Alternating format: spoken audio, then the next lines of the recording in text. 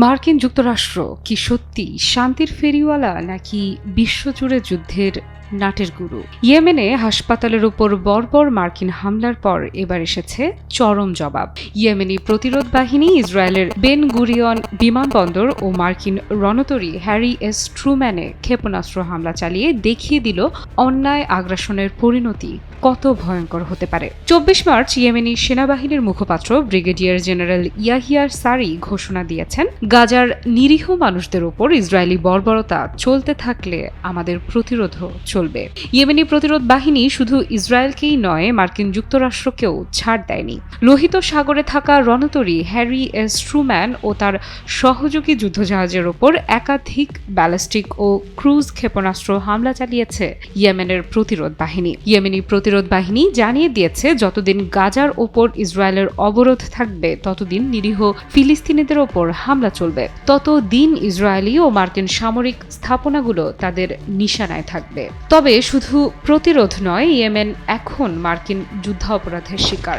মাত্র এক সপ্তাহে মার্কিন বাহিনী ১৩ বার ইয়েমেনের আল রাসুল আল আজম অনকোলজি হাসপাতালকে লক্ষ্য করে বিমান হামলা চালিয়েছে। গত ১৫ মার্চ মার্কিন বোমায় নিহত হয়েছে ৫৩ জন নিরীহ ইয়েমেনি।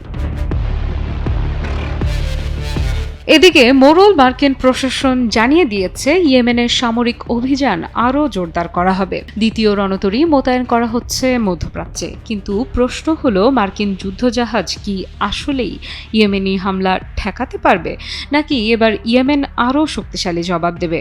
ইয়েমেনি বাহিনী এখন স্পষ্ট বলছে, যদি আমেরিকা ও ইসরায়েল তাদের আগ্রাসন বন্ধ না করে তাহলে তারা আরও কঠোর প্রতিক্রিয়া দেখাবে। ইয়েমেনি সেনাবাহিনীর মুখপাত্র ব্রিগেডিয়ার জেনারেল ইয়াহিয়া সারি বলেন, ইয়েমেনের সশস্ত্র বাহিনী সোমবার রাতে ইসরায়েলের দখলকৃত ইয়াফা অঞ্চলের বেন গুরিয়ন বিমানবন্দরে দুটি ব্যালিস্টিক ক্ষেপণাস্ত্র নিক্ষেপ করেছে, যার মধ্যে ছিল জুলফিকার অন্যটি সুপারসনিক প্যালেস্টাইন 2। গাজায় ফিলিস্তিনিদের ওপর চলমান ইসরায়েলি আগ্রাসনের প্রতিশোধ নিতে এবং সংহতি প্রকাশের অংশ হিসেবে এই হামলা চালানো হয়েছে।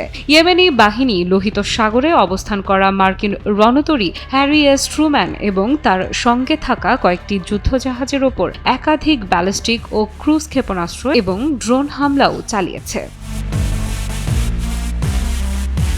ইয়াহিয়া সারির দাবি, এটি ২৪ ঘণ্টার ব্যবধানে মার্কিন যুদ্ধজাহাজের ওপর দ্বিতীয় দফায় হামলা। ইয়েমেনি সেনাবাহিনীর মুখপাত্র আরও বলেন, ইয়েমেনি সশস্ত্র বাহিনী দখলদার ইসরায়েলের বিরুদ্ধে সামুদ্রিক অভিযান অব্যাহত রাখবে এবং ইসরায়েলি ভূখণ্ডে হামলাও অব্যাহত রাখবে, যতক্ষণ না গাজার অবরোধ তুলে নেওয়া হয় এবং হামলা বন্ধ হয়।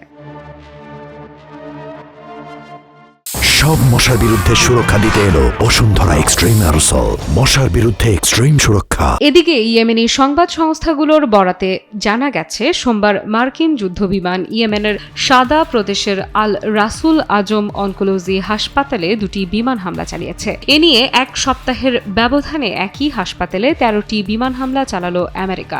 ইয়েমেনের ক্যান্সার কন্ট্রোল ফান্ড এই হামলাকে অমানবিক যুদ্ধ অপরাধ হিসেবে উল্লেখ করেছে এবং জাতিসংঘ, বিশ্ব স্বাস্থ্য সংস্থা ও রেড ক্রসকে দ্রুত হস্তক্ষেপের আহ্বান জানিয়েছে। তবে মার্কিন সেন্ট্রাল কমান্ড জানিয়েছে, ইয়েমেনে অবিরত সামরিক অভিযান চলবে। পাশাপাশি ইয়েমেনি ক্ষেপণাস্ত্র হামলার মুখে দ্বিতীয় রণতরী ইউএসএস কার্ল ভিনসন মধ্যপ্রাচ্যে মোতায়েন করার ঘোষণা দিয়েছে মার্কিন প্রশাসন। এদিকে ইয়েমেনি বাহিনী হুঁশিয়ারি দিয়ে বলেছে, মার্কিন ও ইসরায়েলি আগ্রাসন চলতে থাকলে তারা আরও কঠোর প্রতিক্রিয়া দেখাবে।